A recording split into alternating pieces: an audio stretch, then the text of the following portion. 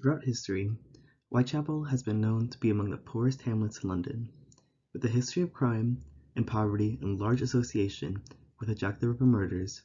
However, many are not aware of the rich past it contains in relation to its origins as an area for settlement housing and to a cultural hub inclusive of a variety of ethnicities. The following image shows a map of London in 1560, demonstrating the dense architectural hub the area creates. The city follows an organic form and spreads from its center. Most of the areas are residential during this time period, but end up expanding to industrial and commercial in the future.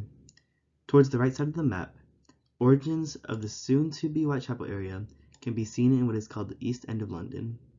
This area would start to be developed out of a need for housing with the growing population.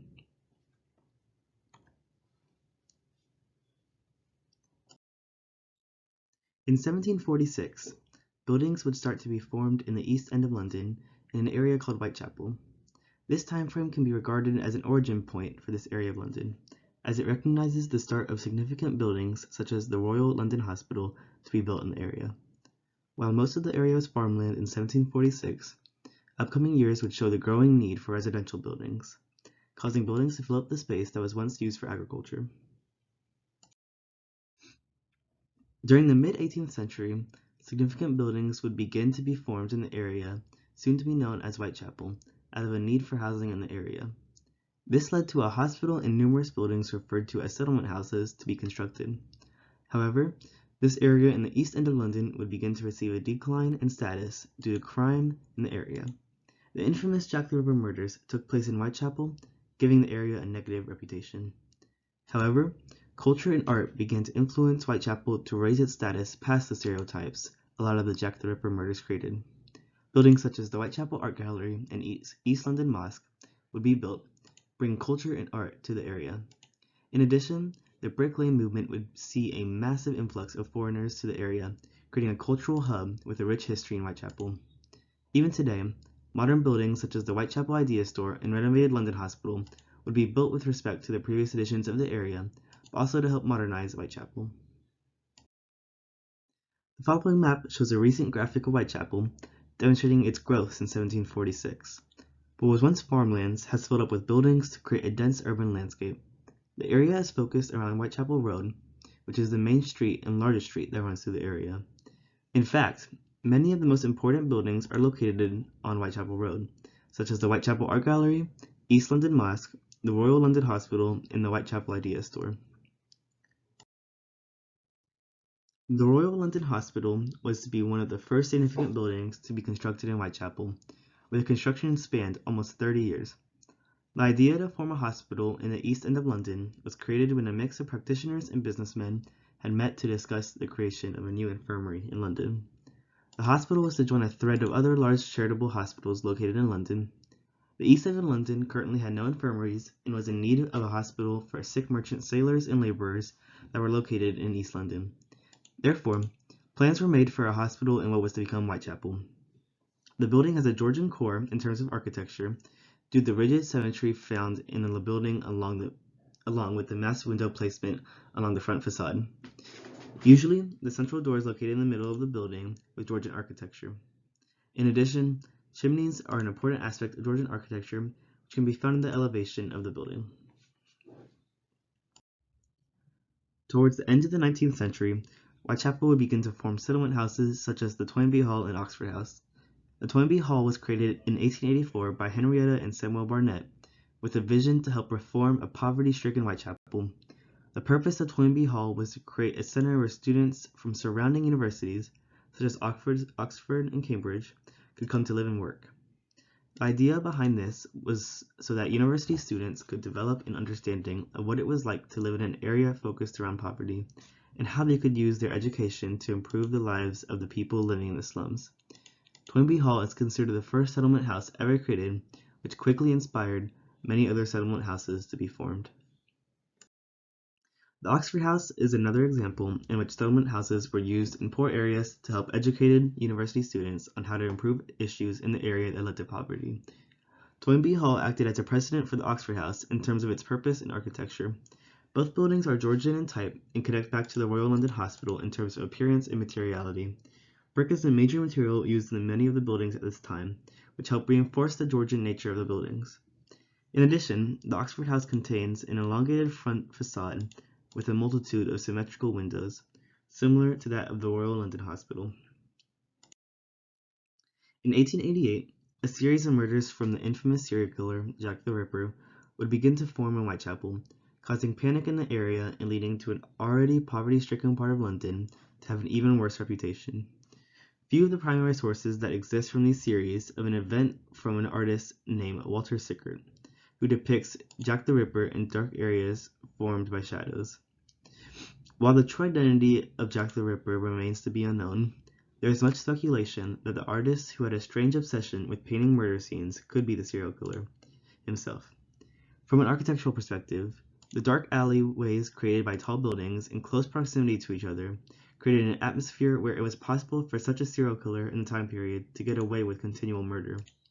Due to the fact that London is an organic city, many of the buildings form alleyways that may seem like a maze at times that's easy to get lost in, allowing a serial killer like Jack the Ripper to murder an unsuspecting suspect and easily hide in the shadows. Many of the paintings created during the time period all depict Jack the Ripper in shadows and darkness, created by the vertical nature of the architecture. Despite the reputation Whitechapel gained with the Jack the Ripper murders, the east end of London was able to be revived through a street named Brick Lane. Brick Lane, which is a road that runs through the main street of Whitechapel, signifies an area of mass culture that has completely changed the urban dynamic in Whitechapel. Continual layers of refugees and other immigrants into London in recent history have found refuge in this street in Whitechapel. From European Jews to the well-established Bengali population, immigrants have brought culture to Whitechapel that classifies the area and creates some of its most important landmarks. The Brick Lane Sunday Market is now a major event that is connected to Whitechapel, attracting visitors and bringing income to the area. In addition, Brick Lane is famously known for its curry houses, and has even earned the nickname the Curry Capital. Due to the massive influx of the Bengali population into Whitechapel, Brick Lane has now become a tourist destination that has allowed numerous restaurants and shops to open up in the area. This change happened because immigrants were able to come to this area and truly make it their own by infusing culture and society. What was once an area filled with poverty became an outlet of tradition where tens of thousands of people would work towards revitalizing the area through the creation of festivals, restaurants, and religious services. One of the most important events to happen each year is when thousands of people take to the streets each year to celebrate Baishakhi Mela, the Bangladesh New Year. This event encourages the large Bangladesh population in East London to take pride in their culture and to feel the need to make Brick Lane a better place to live. One of Whitechapel's most famous buildings is the Whitechapel Art Gallery, in which the building not only signified a place to put significant art pieces, but it also demonstrated a change in Whitechapel by developing attractions that would help pull the area out of poverty. In the early 20th century, Whitechapel was still largely known as an area containing mass amounts of poverty. However, the inclusion of a public art facility that would focus on local people could help redevelop the area to gain more traction to the area, but with the overall purpose to bring great art to the people of East London. Another important building in recent history in Whitechapel is the East London Mosque, which is the largest mosque in the United Kingdom, allowing up to 7,000 worshippers at once. The mosque contains architectural features to all mosques such as minarets in a central dome, and is central to one of the largest Muslim communities in London. With rooms being filled every day in the mosque, it quickly became a massive landmark in London's East End, bringing culture to the area to help redefine its previous association with poverty. And one of the more recent buildings constructed in Whitechapel is the Whitechapel Idea Store, which serves as a modern public library. The building was constructed by David Ajayi, a well-known architect, and revives a tradition of interchanging culture and architecture. Ajayi wanted to create a building that not only would serve its purpose as a library, but also connect back to the rich culture that exists in Whitechapel. The tinted windows along the sides of the facades pick up tints and shades from the market scene across Whitechapel, especially the famous ones found on Brick Lane. Overall, the building fosters education and encourages creativity, helping reshape Whitechapel's youth. The building differs from the city to show its importance in terms of materiality. Although the majority of the buildings in Whitechapel are made out of brick, the Idea Store is made out of glass to give the idea that it carries important information. The ground floor is easy and inviting, just like a regular market is on a street in Whitechapel, and the transition between each floor is smooth on an escalator, mimicking transitions seen in the surrounding area.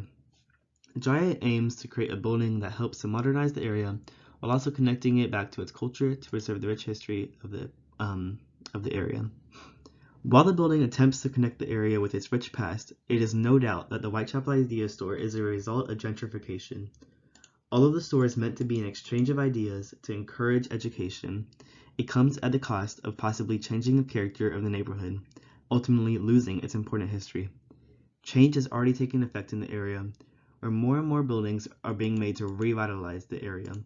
However, not only does this attract franchises that can afford the increasing rent, but it also repels the local businesses that served as the foundation for the recreation of the area. Low-income households have lived in Whitechapel for generations, now have to decide if they can keep up with the increasing rent in the area or otherwise be forced to move out from their homes. Overall, Whitechapel should serve as an example of how architecture can impact an area. Though history has shown that the area has overcome poverty and crime through the use of culture and tradition, buildings such as the Whitechapel Idea Store are a danger in the sense that they have gentrified the area, posing the question if new architecture does more harm than good. And then here are a list of the key terms used in the presentation. One I would like to point out is gentrification, the process by which higher income households displace low income residents of a neighborhood, changing the essential character of that neighborhood, which connects back to the Whitechapel Idea Store and the effects it's having on the area, leading to citations and bibliography. Thank you.